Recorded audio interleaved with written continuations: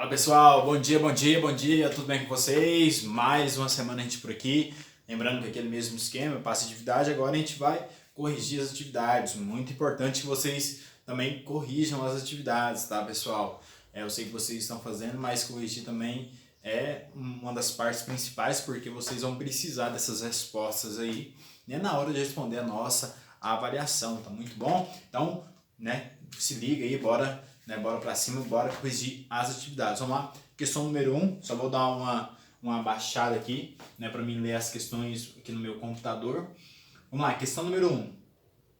Cite algumas reivindicações da Carta do Povo, né, lembrando que eu passei essa Carta do Povo, eu coloquei alguns tópicos aqui para vocês no quadro na aula passada, né? Antes da Carta do Povo já existia outros movimentos na Inglaterra? Descreva. Pessoal, muito importante essa pergunta, tá? Qual eram as reivindicações? Vamos começar pela Carta do Povo. Lembrando, eu citei várias reivindicações para vocês aqui na aula passada, coloquei no quadro para vocês, né? E a gente trabalhou um pouco elas, mas o que vocês precisam compreender? Primeiro de tudo, a Carta do Povo era um movimento, né, uma assinatura de mais de 1 milhão de pessoas, mais de 1 milhão de trabalhadores, né, que assinaram em si em prol da causa, né, eles procuravam mais direitos, né, então a gente já sabe que é uma reivindicação, né, que a classe operária estava fazendo em si para a classe, né, da burguesia, né, que era a parte de cima da sociedade lá da Inglaterra, né? Então a gente já sabe que é isso. Então, primeiro de tudo, a gente já tirou de letra, né? A gente já sabe o que é a Carta do Povo, é um protesto, né? Depois a gente pode traçar os motivos em si que levaram à criação dessa Carta do Povo. Primeiro de tudo é compreender que a Carta do Povo ela é reivindicação sobre aquilo que não estava sendo posto, né? Sendo oferecido para os operários trabalharem em si nas indústrias, enfim, realizar suas funções diárias. Então a gente não tinha condições para isso e nem recebia o seu salário pelo que realizava, né? A gente trabalhava exaustivamente, mas não tinha um salário que condizia com isso, tá? Então é muito importante compreender isso.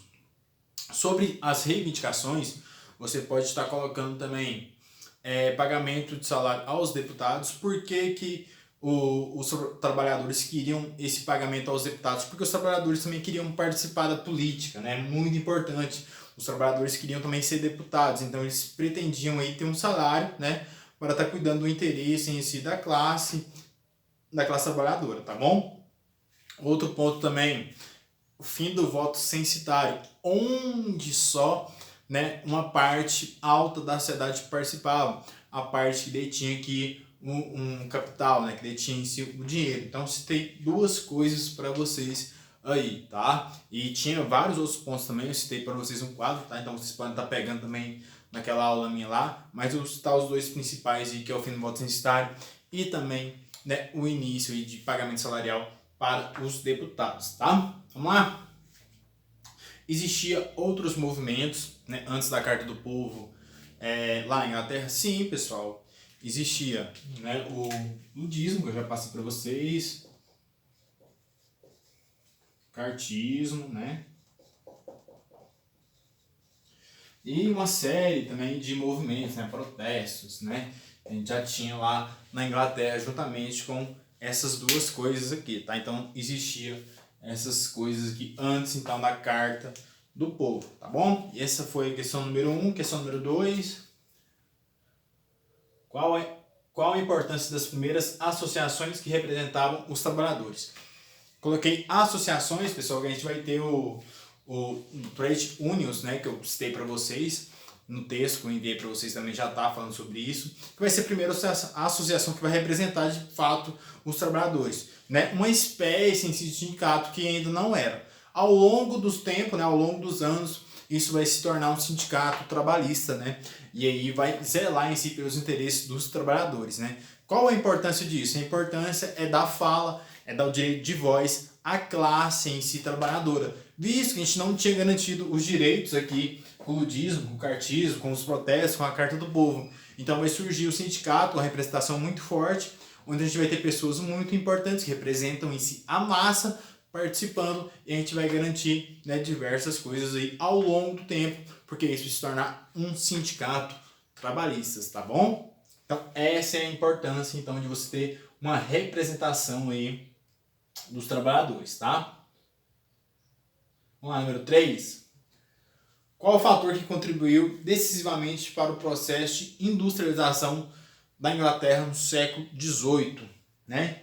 Qual o fator? Eu já narrei isso para vocês não sei quantas vezes aqui naquelas primeiras aulas, né? Esse aqui vocês têm que acertar assim na lata mesmo, tá? Não pode errar de maneira alguma, tá? Vamos lá, letra A. Acumulação de capital resultante de exploração colonial praticada pela Inglaterra através do comércio. Letra B. A concorrência tecnológica de ingleses e americanos que estimulou o desenvolvimento econômico. Existia uma concorrência, pessoal, entre Inglaterra e os americanos. A gente sabe que a Inglaterra é bem superior em termos de tecnologia, né? Nessa época. Então não existia. Letra B, né? Já tiramos aqui, já descartamos. A expulsão das tropas napoleônicas do território inglês que uniu os interesses nacionais em torno de um esforço de desenvolvimento. Então, a letra C, ela também não é a correta. Por que ela não é a correta? É a união em si em prol de um desenvolvimento econômico. Lembrando que a união ela faz parte em si de um critério de burgueses em si. Você não vai ter que a questão da união em massas, né? A classe baixa não vai se unir à classe burguesa. Então, a letra C fica errada também, tá? Letra D, o movimento ludista na Inglaterra, com a distribuição das máquinas consideradas obsoletas, ao incentivar a inovação de novas máquinas. A gente sabe que isso é muito errado, né? Porque o movimento ludista destruía um maquinário muito trabalhado, muito utilizado na Revolução, né, industrial. Então, o ludismo ele é basicamente um protesto, ele não é uma parte em si que vai ajudar a desenvolver a tecnologia aqui da Inglaterra. Então, a correta vai ser letra A, tá bom? Muito simples isso aí, não pode errar. Vamos lá. Número 4, eu vou pular o texto, tá, pessoal? Eu vou falar aqui da pergunta em si, tá bom? De acordo com o economista austríaco von Mises, a importância das massas trabalhadoras assalariadas para a consolidação da Revolução Industrial consiste... E aí? Essa aqui é uma questão um pouco mais difícil. Por que é uma questão um pouco mais difícil? É uma questão que ela foi elaborada em si abordando um modelo em geral de uma Revolução Industrial. Vamos lá, passar uma moto aqui. Isso. Porque ela pegou todo um contexto de Revolução Industrial e ela formou em si algumas questões. Então é muito importante que vocês identifiquem isso, tá? Não é uma questão em si falando da primeira Revolução Industrial. É uma questão já bem a posteriori, né? Talvez é uma questão muito contemporânea. Então vamos lá. Letra A. No fato de terem sido explorados pelas indústrias capitalistas que comprovaram suas forças de trabalho e não pagavam o que proporcional a essa força. Letra B. No caráter defensivo dos sindicatos que essas massas trabalhadoras formavam nessa época. Letra C. No caráter inexflexível do consumo dos trabalhadores, né, que já a indústria não precisava na Inglaterra do século XIX, do seu mercado consumidor interno, né? Letra C. A Inglaterra vai precisar sim do mercado consumidor interno, tá? Então aqui a letra C já fica errada. No fato de ser a própria massa trabalhadora, que também era o contingente populacional dos grandes centros urbanos, a massa de consumidores que demandavam os produtos industrializados. Pessoal, a alternativa correta é a letra D. Por que é a letra D? Muito simples de entender. Quando se produz demais, alguém tem que comprar.